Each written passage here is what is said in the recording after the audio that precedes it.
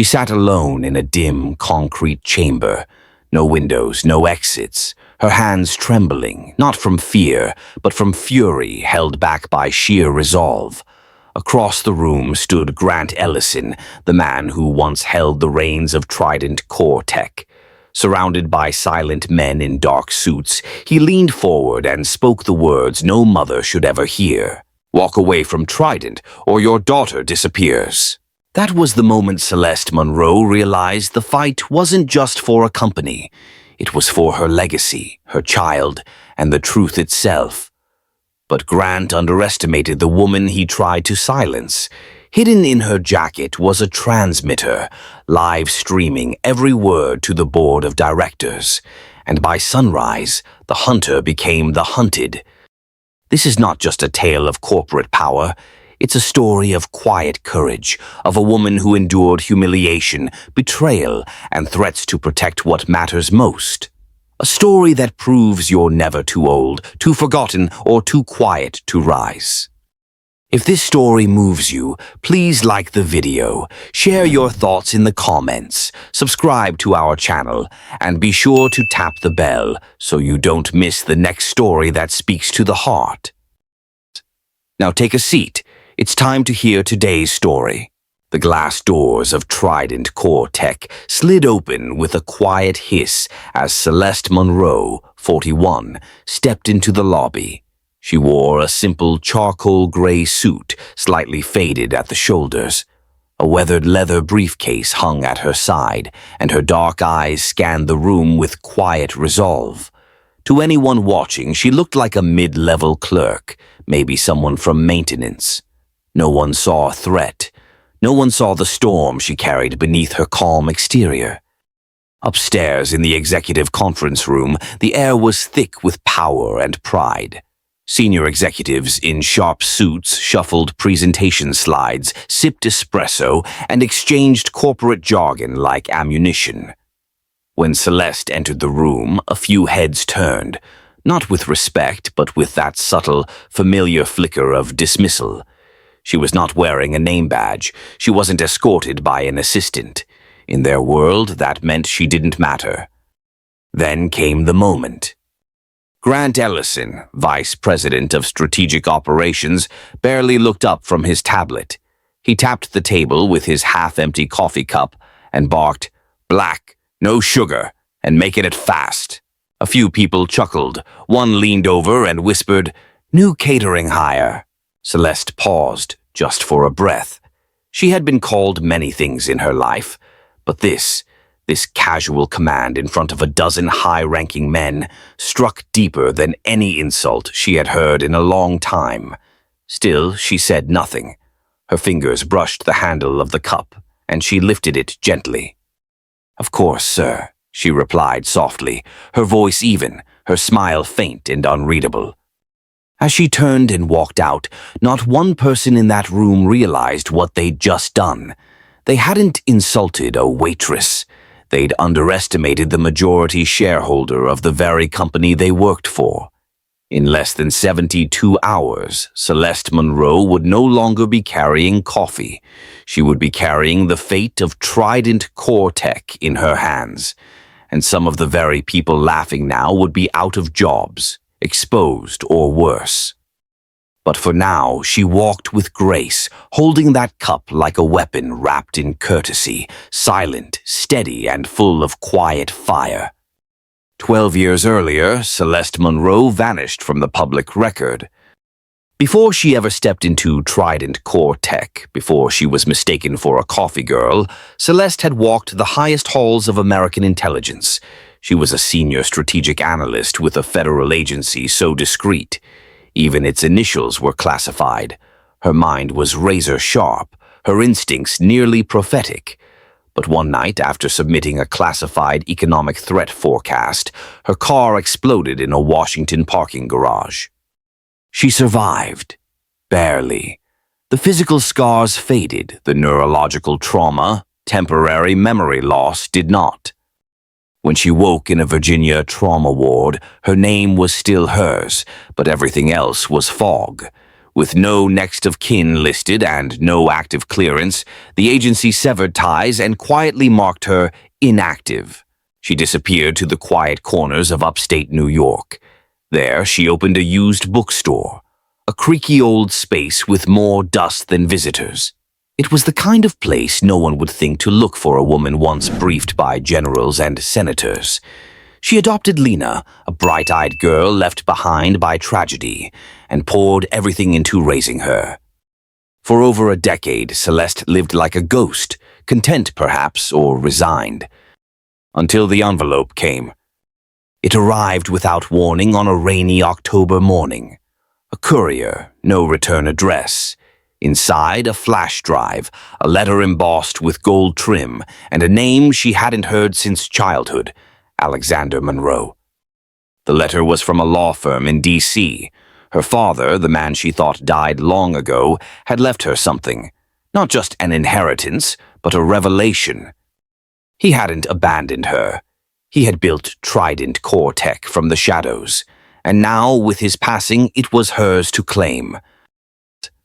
The flash drive took only seconds to load, but what it revealed would change the course of Celeste Monroe's life forever. A video file flickered to life on her laptop. There, seated in a quiet room with drawn blinds and trembling hands, was Alexander Monroe, her father. His once commanding voice was hushed, rasping from what sounded like pain. "If you're watching this, it means I'm gone," he began, and not by accident. He spoke of sabotage, a poison slipped into his medication, a string of falsified documents, and corporate votes passed behind closed doors. Trident CoreTech, the empire he had helped build in secret, was no longer safe. "There are people in the upper ranks," he warned, "who would kill to keep control." Celeste sat frozen, her fingers clenching the armrests of the antique chair in her bookstore. Her father hadn't just left her an inheritance, he had entrusted her with a mission. The documents enclosed confirmed the staggering truth. Alexander had transferred 51% of his controlling shares directly to Celeste, making her, without question, the new majority owner of Trident CoreTech. But there was a catch. The transfer would remain confidential until the special board meeting on Friday. Until then, any move she made had to be quiet, strategic, invisible. The very skills she once used to dismantle foreign disinformation networks, she would now turn inward. She had 3 days. 3 days to re-enter a world that had no idea who she was. A world she once ruled from the shadows, now corrupted from within. The letter concluded with one final line, written in her father's familiar looping script. "Trust no one in that room. Not yet. Watch them. Learn them. The traitor sits at the table." Celeste leaned back, the weight of her father's warning pressing on her chest like a stone. Outside, the rain kept falling, soft but steady. She looked at her daughter Lena asleep upstairs and whispered to herself, 3 days, then the storm begins. She closed the laptop, stood tall, and walked toward the back room. She wouldn't return to Trident as a victim. She would return as a quiet force, unseen, underestimated, and absolutely unstoppable. By the time Celeste Monroe re-entered the halls of Trident CoreTech, the building already felt like a fortress of cold glances and whispered doubt. Her name wasn't on any employee roster, and she wore no badge. That alone was enough to make her a target in a world where titles were armor and hierarchy was law. She moved through the corridors with quiet purpose, observing everything, every expression, every alliance. Her years in federal intelligence had trained her to read people faster than most read print. But Trident was no longer just a company. It was a kingdom run by gatekeepers like Miranda Vaughn, head of HR and the unofficial queen of corporate culture, and Caleb Knox, the CFO with a shark's grin and a handshake that always came half a second too late. To them, Celeste was an anomaly, a woman without a department, a desk, or a direct report. And worst of all, she didn't cower. Miranda was the first to strike. At 9 o'clock a.m. sharp, she stopped Celeste near the elevators, clipboard in hand. "I'm not sure who approved your access," Miranda said, voice syrupy with suspicion. "But we're short-staffed on the 10th floor. Be a dear and set out refreshments for the leadership summit, will you?" Celeste smiled graciously. "Of course, I'll make sure it's perfect." She said it without sarcasm, not because she accepted the insult, but because she was already planning her next move. Later that day, Caleb Knox decided to test her boundaries in front of a full lounge of mid-level managers. He strode in with a takeaway tray of coffees, glanced at Celeste, who had just stepped out of the elevator, and called out loudly, "Hey, mind helping me pass these around? You look like you've got free hands." Celeste kept walking. "Excuse me," he pressed, stepping closer. "Do you work here or not?" "I'm not in catering," she replied gently but firmly. "You'll need to ask someone else." Something in her poise rubbed Caleb raw. His lips tightened. Then, with performative clumsiness, he pivoted toward her, tilting the tray just enough to send a full cup of scalding coffee splashing down the front of her blouse. Gasps echoed across the room. The smell of roasted beans and burning pride filled the air. Caleb raised both hands. "Whoops, my bad." Silence followed. All eyes turned to Celeste. She looked down slowly at the mess soaking through her shirt. Her expression didn't change. She reached into her bag, pulled out a handkerchief, and dabbed at the spill with care. Then she met Caleb's eyes, not with fury, but with something far more dangerous. "Grace." "There are some stains," she said softly, loud enough for the whole room to hear, "that can only be washed out with the truth." Then she walked away, leaving him standing there with coffee on his hands and guilt settling in his throat like a stone. She didn't need to shout. She didn't need to fight back. The moment belonged to her, because what Caleb didn't know, what none of them knew, was that she owned the very boardroom he thought she'd never belong in. And by the end of the week, every petty slight, every smug insult would come back around like a boomerang built from karma and patience. The coffee stain had barely dried on her blouse when Celeste Monroe slid into her car later that evening. The November air had turned sharp and dry, the kind that made the skin sting just slightly as a reminder winter was near. She gripped the wheel with steady hands, but her thoughts were anything but calm. The day had been a battlefield of veiled insults and polite sabotage, but she hadn't come to Trident CoreTech seeking comfort. She'd come seeking truth, and now something colder than coffee dripped at the edges of that pursuit. She pulled out of the company garage in her silver sedan, a modest, older model with no bells or whistles, on purpose. After years in intelligence, she had learned to avoid luxury. Too much visibility invited too many questions. As she turned off the main road onto a winding stretch along the ridge, 2 miles of pine-shrouded cliffs hugging the Hudson River, her dashboard lights flickered, just for a moment. Then her engine jerked. She tapped the brakes. Nothing. The steering wheel stiffened. A low whir echoed from beneath the dash. "Not now," she whispered. The car veered left sharply. Her hands fought it. No response. Her foot pounded the brake pedal. Still nothing.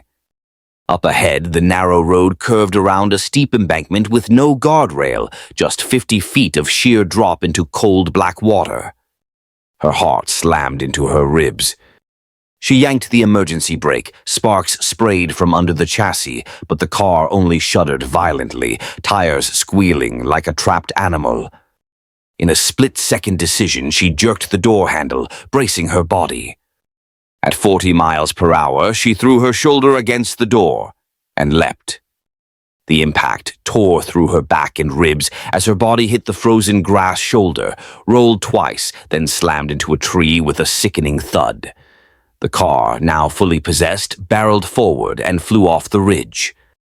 A moment later, she heard the crash, the roar of metal meeting river, the hissing scream of a machine surrendering to the deep. Celeste lay still, dazed, her lungs clawing for air. Every nerve screamed, but she was alive. And now she was certain. Someone inside Trident wanted her dead. 2 hours later, wrapped in a thermal blanket and sitting in the back of a sheriff's vehicle, Celeste answered questions with clipped, polite vagueness. No, she didn't recall anything strange. Yes, it could have been a mechanical failure. No, she didn't want an ambulance. Just a ride home. But behind the calm, her mind was a firestorm. That wasn't a mechanical failure. It was a remote override. She'd seen it once before, overseas, a prototype designed to hijack smart vehicle systems. It required internal network access, and more dangerously, someone with clearance to authorize the attack. Someone within Trident's upper ranks had just tried to erase her, quietly, surgically, and without leaving a trace. Celeste leaned her head against the cold window of the patrol car. Her left wrist throbbed. A bruise bloomed down her ribcage, but her mind was clearer than ever. If they're trying to kill me, she thought, I'm getting too close. Back in her apartment, modest top floor, no elevator, Celeste changed into dry clothes and opened the wall-mounted lockbox, hidden behind a framed picture of Lena at age 9.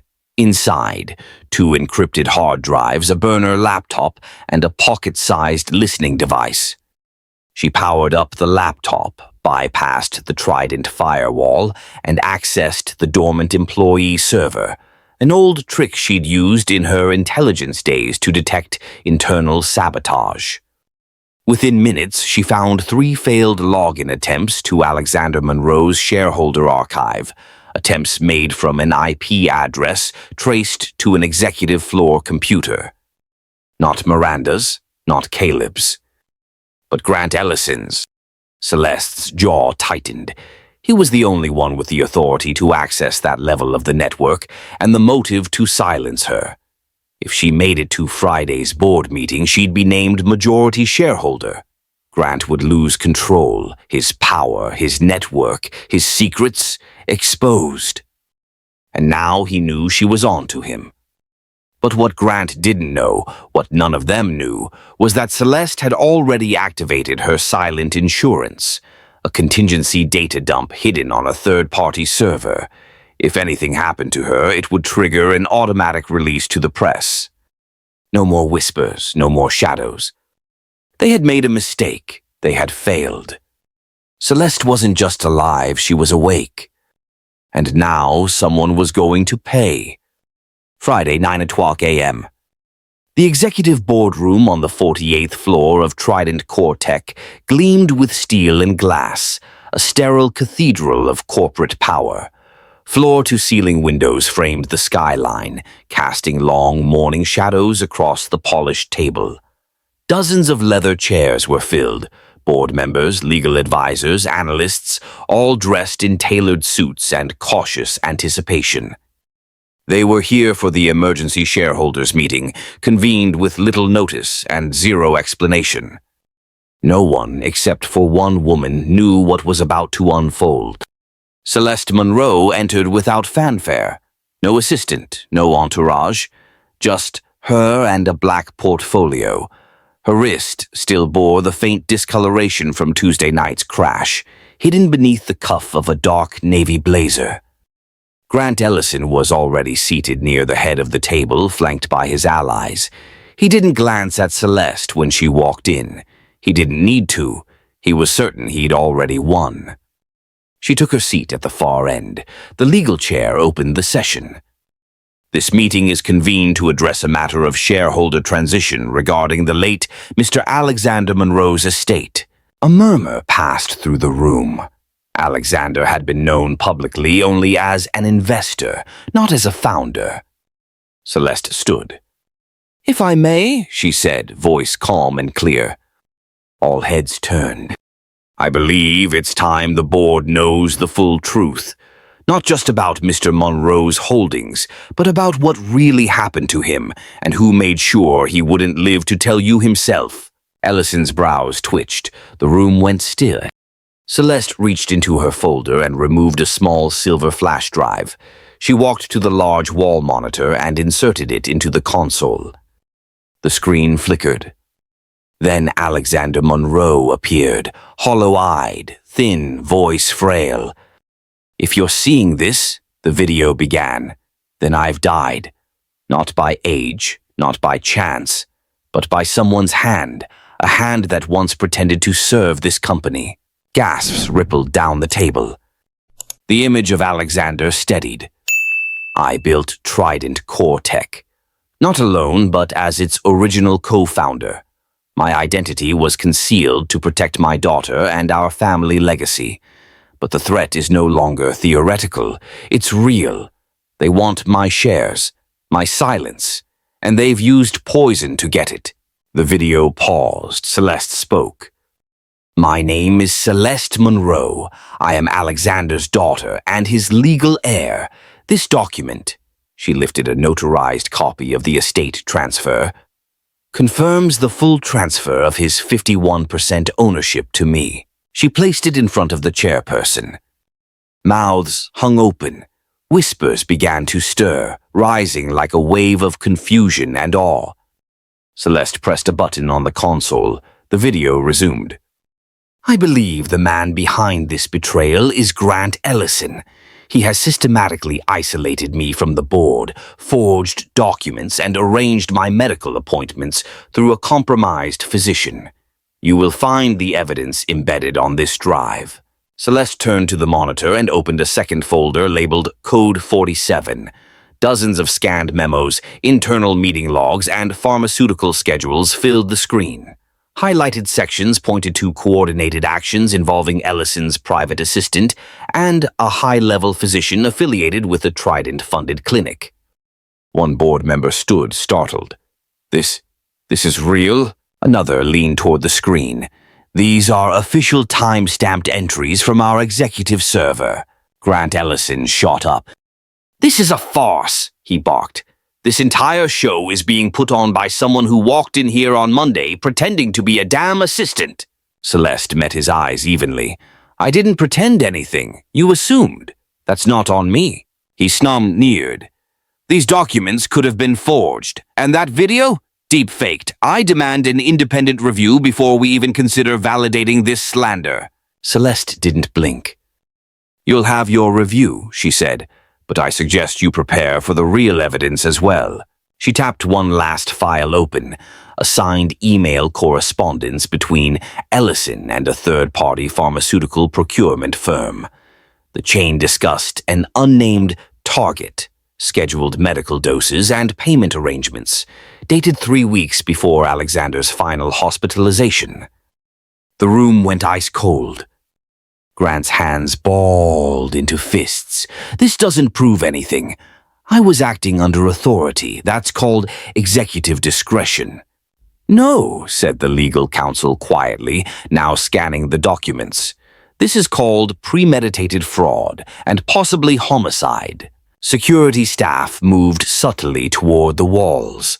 One of the legal observers tapped his phone, whispering to someone beyond the glass doors. Celeste turned back to the board. "For years, this company was led from the shadows by a man you never saw, but whose hands built everything you're sitting on today. That man died alone, betrayed by someone he trusted. But before he left, he made sure this company would never fall into the hands of the corrupt." She paused, then looked directly at Grant. "You thought the car crash would stop me. You thought I'd be too afraid to speak, but here I am. And I'm not leaving." Grant's face had lost its color. "You have no proof You left fingerprints on everything," she said, "and now the FB has them." At that moment, the conference room doors opened. 2 men in dark suits entered, Department of Justice agents. Quiet, professional, and unmistakably prepared. "Mr. Ellison," one of them said calmly, "we'd like a word. Please come with us." He froze, glanced around at his once loyal colleagues, and saw no support. No eye contact, only silence, resignation. As the agents approached, he finally looked at Celeste, not with anger, but with disbelief. You were nobody, he whispered. How did you do this? Celeste exhaled, her voice soft but firm. I listened, I remembered, and I never forgot who I really was. As Grant Ellison was led out in handcuffs, the boardroom seemed to exhale as one. The spell had broken. Power had shifted, and no one in that room would ever again mistake Celeste Monroe for anything less than exactly what she was: the rightful heir, the silent storm, and the future of Trident CoreTech. That evening, the city lights outside Celeste Monroe's apartment flickered like a silent Morse code, urgent, pulsing, unknowable. She had just returned from the boardroom showdown that changed everything. Grant Ellison was in custody, or so she had been told. But something didn't sit right. The silence since his arrest felt too clean, too quick. Still dressed from the meeting, Celeste removed her earrings and sat on the edge of her bed. She checked her phone. No messages. Her daughter Lena, safe and away for the week at a school retreat, had just texted a heart emoji an hour earlier. That was enough to soothe her for now. Until the knock. 3 soft raps, polite, oddly measured. She rose slowly. Through the peephole, she saw 2 men in dark suits, standing shoulder to shoulder. No badges, no names, just stillness. Her gut clenched. She didn't open the door. Instead, she took 3 steps back, grabbed the emergency remote hidden behind a nearby photo frame, and pressed a small black button. Then everything went black. A crash. The door burst open. She spun toward the hallway, only to feel something sharp jab her neck. Her knees gave out, and the floor rose up to meet her. When she came to, the air was cold, too cold for anything above ground. Celeste blinked against a single swinging bulb overhead, concrete walls, metal chair, bare floor. Her hands were tied. A small cut bled slowly from her temple. Then came the voice. Well, it said with mocking admiration, you're tougher than I gave you credit for. Grant Ellison stepped from the shadows, no longer wearing his polished boardroom mask. His jacket was gone. Sleeves rolled, eyes feral. How'd you pull it off? He asked, circling her. The video, the archive, the damn USB. Celeste said nothing. You think they'll keep you in charge? You think after this morning it's over? That the board will just follow the daughter of a dead man into the future? He slammed his hand on the table beside her. She didn't flinch. I should have gotten rid of you before your name ever hit the directory. Celeste stared at him, calm as still water. You already tried, she said. Remember the breaks? Grant smiled thinly. You weren't supposed to walk away from that. He turned and opened a nearby case. Inside were photos, surveillance pictures of Lena, school, cafeteria, park bench. You have one final choice, he said, spreading the images like playing cards. Resign, vanish, walk away from Trident, or your little girl won't make it to graduation. The words hit like ice, but Celeste didn't look surprised.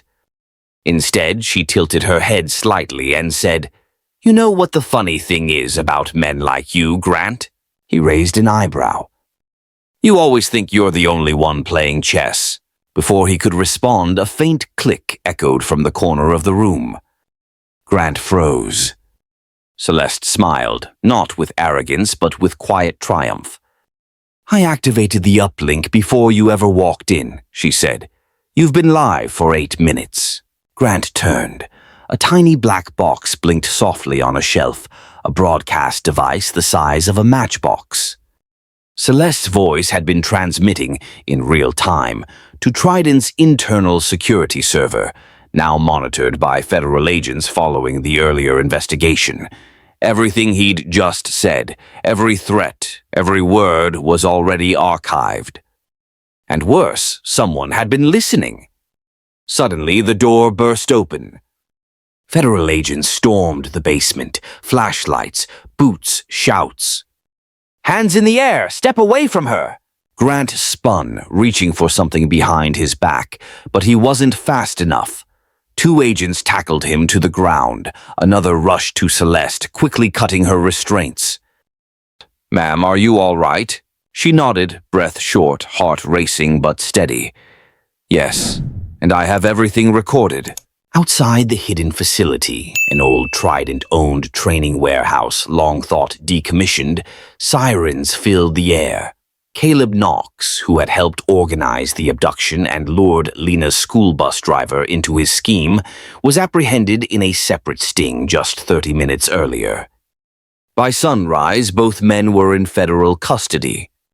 The charges: attempted murder, kidnapping, extortion, and conspiracy to defraud a federal contractor. Back in the Trident boardroom that same afternoon, the atmosphere was utterly transformed. Celeste stood at the head of the table, not as an outsider, not as a question mark, but as a survivor, and more than that, a leader. She addressed the full board with calm gravity. "Some people believe power is earned through intimidation, manipulation, or inherited advantage," she began. "But what I've learned is that true power, real leadership, isn't about force, it's about clarity, it's about truth." A few heads bowed in quiet acknowledgement. Others stared at her in awe. "I was never meant to take this seat the easy way, but maybe that's the point. Maybe I had to fight to be here because this company needed someone who understands that resilience is more than a business buzzword." She paused. "Let this be the last time anyone in this company assumes a woman with no title, no office, and no nameplate is a nobody. I am Celeste Monroe, daughter of Alexander, owner of Trident. And from this moment forward, this company will operate with vision, values, and vigilance." Applause broke out, not obligatory but full-hearted. A few board members stood. Security footage of the kidnapping and the broadcasted audio had already circulated through legal channels. News outlets were getting wind. But this time, the headlines wouldn't be about scandal. They would be about survival, about justice, about a woman who refused to break, even when held underground at the edge of death. That night, after the adrenaline had faded and the city slowed again to its regular heartbeat, Celeste sat alone in her office with Lena's photo in her hand. She whispered, "You're safe now." Then she glanced at the dark monitor on her desk. A quiet smile touched her lips. Tomorrow the real work would begin. The grand atrium of Trident CoreTech had never felt so still. It was Monday morning, just days after the kidnapping attempt. The fallout had been swift and sweeping. Grant Ellison and Caleb Knox were now formally charged and awaiting federal prosecution. Their faces, once fixtures of corporate influence, now stared blankly from newspaper headlines and breaking news crawls. Inside the main boardroom, however, a very different kind of history was about to be made. The entire Trident workforce, over 10 young employees across the country, was tuned in via live broadcast. A row of cameras stood positioned in the back of the room. Board members sat in silence, some with clasped hands, others with pens resting on documents they had barely touched. It wasn't just another shareholder meeting, it was a reckoning. At the center of it all stood Celeste Monroe, no longer the quiet woman with the worn leather case, no longer the underestimated guest at a table of power. She stood poised at the podium in a tailored navy suit, shoulders squared, chin lifted, gaze unwavering. Across from her, Richard Lansing, Trident's acting chair, rose and addressed the room with a voice both ceremonial and humble. After an exhaustive legal review, unanimous board agreement, and recognition of both lineage and leadership, he said, we formally appoint Ms. Celeste Monroe as the new Chief Executive Officer of Trident CoreTech. A moment of silence followed, deep reverent. Then came the applause. Not polite, not procedural, genuine. Some board members even stood. In offices across the country, employees watching the live stream cheered. In the New York headquarters, several engineers wiped their eyes. one woman whispered. "It's about time." Celeste remained still as the room responded. When the noise softened, she stepped forward to speak. She didn't need notes. "My father built this company in the shadows, not for secrecy's sake, but to protect what he believed in," she began. Her voice was steady, rich with emotion, but never trembling. He believed Trident could be more than a defense contractor, more than a tech giant. He believed it could be a force for good. She paused, letting her words sink in. For years, that vision was buried beneath bureaucracy and backroom dealings. It was twisted by those who saw power as their birthright, not their responsibility. But that ends today. She looked directly into the lens, broadcasting her image to thousands. Trident is not just a company. It is a commitment to integrity, to innovation, to fairness. And I vow, from this day forward, power will no longer be the privilege of the privileged. There was a shift in the room, a quiet, emotional resonance. She wasn't reciting a script. She was speaking her truth. Celeste continued, her voice growing stronger. For too long, people like me were told to wait our turn, to start small, to be thankful for what little we're given. But I didn't fight my way through boardroom politics and death threats to preserve a broken status quo.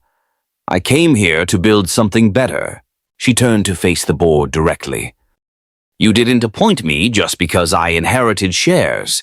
You did it because I refused to break. I refused to bow to threats or injustice. And that is what Trident's future demands, not just leadership, but conviction. The cameras panned to board members nodding in agreement. Several glanced down, reflecting. This moment wasn't just about business. It was about renewal. Celeste's eyes softened. I didn't come here alone. I stand on the shoulders of those who came before me, the single mother who raised me, the mentors who believed in me, the people who fought for a place at the table, even when the door stayed shut. She smiled faintly, looking toward the edge of the room where her daughter Lena, now back from her school trip, watched silently with awe. And I stand with the people of Trident. Every technician, every designer, every janitor and analyst who makes this place run. This company doesn't belong to the top floor. It belongs to all of us. Applause broke out again, slow and rising. Celeste stepped back, but before returning to her seat, she offered one final note, not rehearsed, but from the marrow of her soul. If there's one thing I've learned, it's that dignity doesn't come from a title. It comes from how you lead when no one's watching, from the choices you make when power is at your fingertips. I intend to lead with honor, with humility, and with fire. Then, with quiet composure, Celeste left the podium, not as a guest, not as a survivor, but as the new voice of Trident CoreTech. Outside, the city continued its rhythm, unaware that inside this tower, history had quietly changed course. The woman once mistaken for an assistant had become the CEO of one of the most powerful companies in America. And as her name echoed across headlines and offices alike, it wasn't just business that people were talking about. It was justice. The first Monday under Celeste Monroe's leadership felt different. There were no balloons, no grand rebranding slogans, but there was a shift, subtle, powerful, undeniable. It began with the board. Within 3 weeks, Celeste initiated the most sweeping governance restructure in Trident CoreTech's history. Gone were the silent partners and legacy appointees who had coasted on old alliances and closed-door favoritism. In their place, she appointed leaders who reflected the America outside Trident's glass towers. Not just the America of wealth, but of grit, service, and innovation. There was Dr. Naomi Patel, a 35-year-old quantum scientist who had grown up in a farming town in Oklahoma and led breakthroughs in AI ethics.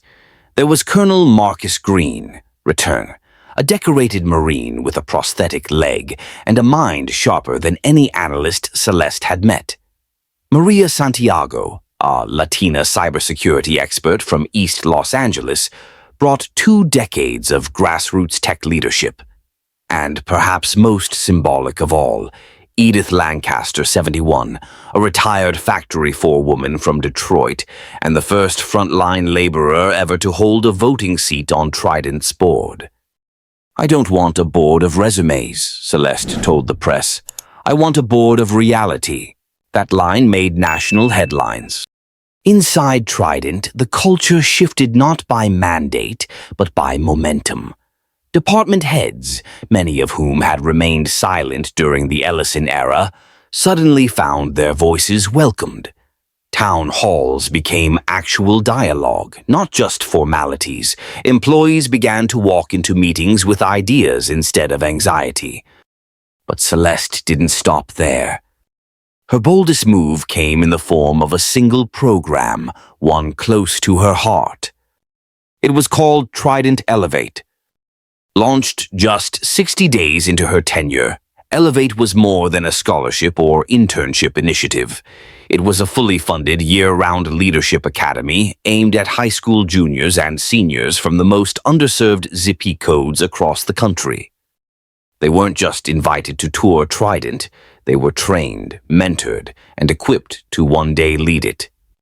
When asked why she created the program, Celeste simply said, "Because genius isn't a luxury of geography. It's everywhere. We just stopped looking." The pilot class of Elevate brought together 60 young people from inner-city Detroit, rural Mississippi, the Navajo Nation, Southside Chicago, and the Bronx. Many of them had never been on a plane, much less inside a corporate headquarters. Now they were sitting in war rooms discussing data ethics, presenting mock pitches to executives, and learning how to code, budget, lead, and negotiate.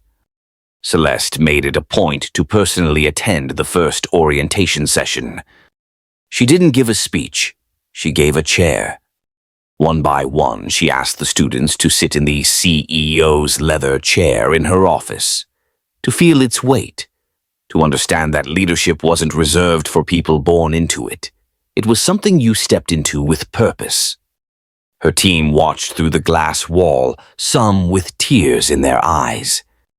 That was Celeste's style, not grand gestures for the cameras, but quiet revolutions made real by action. 6 months into her leadership, Trident CoreTech posted the highest quarterly revenue in its 30-year history. But when the CFO presented the numbers to Celeste, she barely blinked. "What about retention?" she asked. "What's the internal satisfaction rate? Have we closed the pay equity gap yet? Where are we on full financial transparency?" To her, profit was the byproduct, not the prize. More meaningful were the letters from engineers who said they finally felt heard, or from veterans in logistics who no longer feared age discrimination. Vendors reported faster payment cycles. Employee surveys showed a 42% increase in trust toward leadership. And for the first time, Trident voluntarily released a full audit of executive compensation and departmental budgeting, something no other company in its sector had ever done. One investor questioned the move publicly. Celeste responded without hesitation.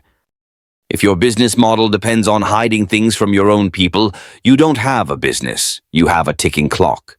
In quiet moments, usually at night when the office was still, Celeste would sit alone, often with a cup of coffee in her hand. Not because she needed the caffeine, but because she remembered. She remembered what it felt like to be underestimated, dismissed, laughed at. She remembered the burning humiliation of that first cup Grant had ordered her to fetch. And now, as the woman who had redefined the meaning of leadership, she used that memory as her compass. Not to seek revenge, but to ensure that no one in her company, no intern, no assistant, no janitor, no young girl dreaming of greatness, would ever be told they didn't belong. Celeste Monroe had done more than survive. She had rebuilt the very system that once tried to silence her and made it a sanctuary for those still waiting to be seen. The national press conference was held on a crisp spring afternoon under a bright blue sky that seemed to stretch endlessly over the Trident CoreTech campus. Reporters gathered in rows outside the company's main building. Cameras rolled, microphones crowded the podium. For weeks, headlines had followed Celeste Monroe's rise, from boardroom battlegrounds to boardroom reforms. Now, the country waited to hear from the woman who had not only survived a corporate coup, but reshaped a legacy. Celeste stepped up to the podium wearing a charcoal blazer and a single silver pin that belonged to her late father. She didn't carry papers. She didn't read a speech. Instead, in her hands, she held a simple white ceramic coffee cup. Familiar, ordinary, unmistakable. She paused, letting the weight of the moment settle in. "This," she began, holding the cup up for all to see, "is the same cup I was handed on my first day at Trident. I was told, without a second thought, to fill it. Not because I was anyone's assistant, not because I volunteered, but because I was seen as someone who didn't belong at the table." A few camera shutters clicked softly. She lowered the cup gently, her gaze firm but warm. "But I didn't break that day. I brewed that coffee, not out of anger, but out of clarity. Because true leadership," she said, voice steady, "isn't about making others serve you. It's about having the courage to serve others."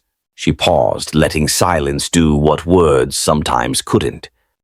"I forgave the man who handed me this cup, and I kept it, as a reminder that even the most ordinary moments carry the power to define us if we choose dignity over pride."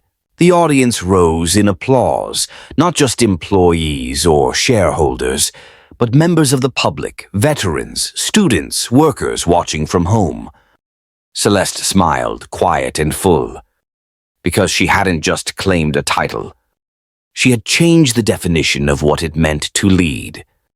And with a humble cup in hand, she reminded a nation, power isn't given, it's earned through service. As the applause faded and the press conference drew to a close, Celeste Monroe's story left behind far more than headlines or quarterly figures. It left behind a set of timeless truths, lessons that speak not just to the halls of power, but to every home, every heart, and every person who has ever been underestimated. Her journey reminds us that true leadership is not defined by position, but by purpose. It's not measured in the number of people beneath us, but in the dignity we extend to those around us. In a world that often values image over integrity, Celeste chose humility. When handed a cup meant to demean her, she used it to demonstrate grace. She transformed humiliation into a symbol of resilience, power into a platform of service. That's something all of us can carry forward. Whether you're retired or still working, whether you've built a business or simply built a family with love and patience, your story, your voice, your values still matter. We are never too old to stand for something greater, and we're never too small to change the tone of the room we walk into. This story is also a powerful reminder that it's never too late to reclaim your worth. For many watching this, you've seen decades of change, some good, some hard. You've watched people rise and fall, and maybe, like Celeste, you've had moments where others looked right through you. But dignity doesn't fade with age. If anything, it deepens. And perhaps most importantly, Celeste's example teaches us that service is strength, that leadership doesn't always require shouting the loudest or taking center stage. Sometimes the greatest impact comes from quiet courage, steady hands, and the kind of wisdom that only life can teach. So if this story moved you, if it reminded you of your own strength, your own legacy, please take a moment to like this video. Leave us a comment below and share what part of Celeste's journey spoke to you most. We'd love to hear your thoughts. And if you believe in stories that uplift, inspire, and honor the dignity of experience, don't forget to subscribe to our channel and turn on the notification bell so you never miss the next powerful story coming your way. Thank you for being here. Until next time, stay strong, stay kind, and never forget, sometimes the smallest moments hold the biggest meaning.